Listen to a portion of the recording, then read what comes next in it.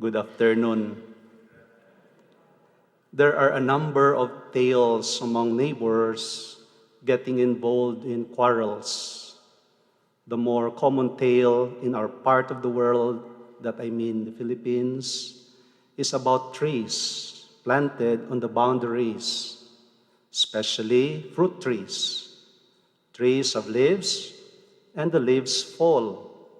This occurrence can be a source of irritation if the next door neighbor does not like leaves on his lawn. Some trees bear fruit. This can lead to a tricky situation when the fruit of the tree happens to be in the airspace of the neighbor.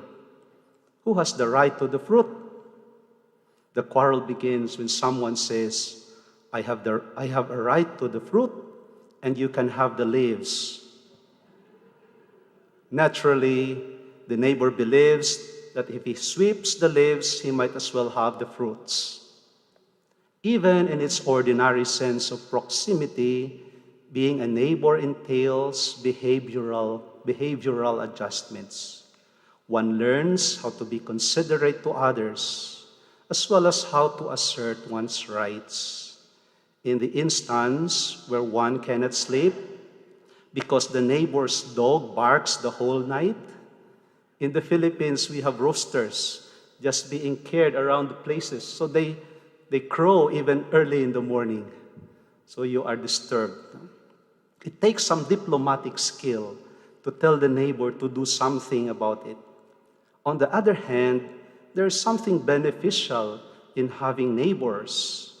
One can request them to keep an eye on the house while one is away. Of course, parties are livelier with neighbors to share the joy of the occasion, right? This Sunday story of the Good Samaritan is familiar with us. It contains the famous question that a lawyer addressed to Jesus, and who is my neighbor?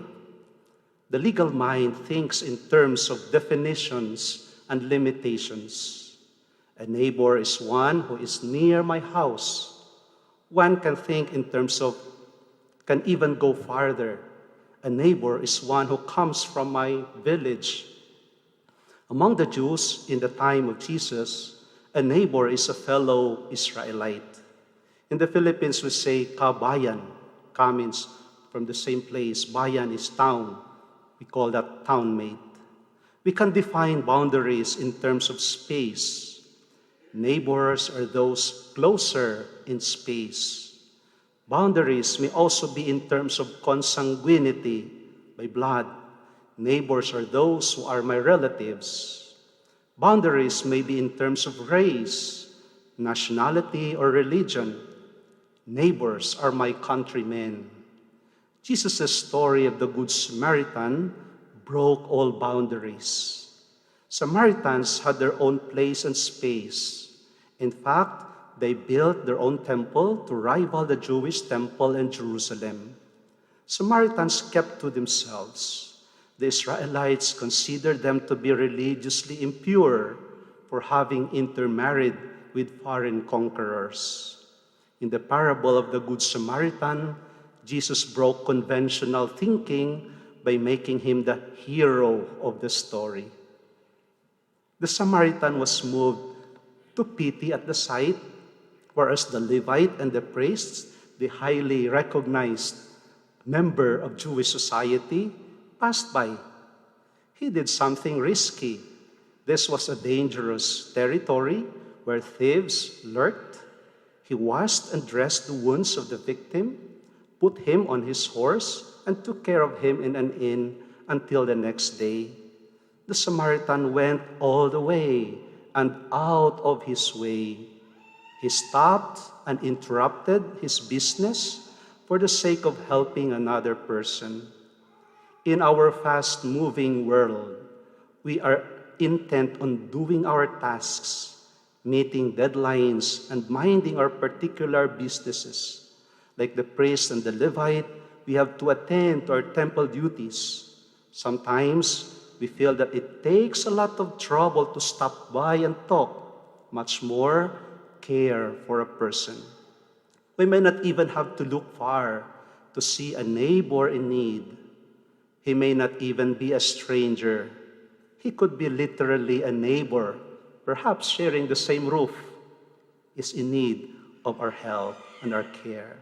If the Samaritan was moved to pity at the sight of a victimized stranger, it could only be because his heart was ever ready to respond to the unfortunate. In his day-to-day relationship, he had cultivated a habit of caring.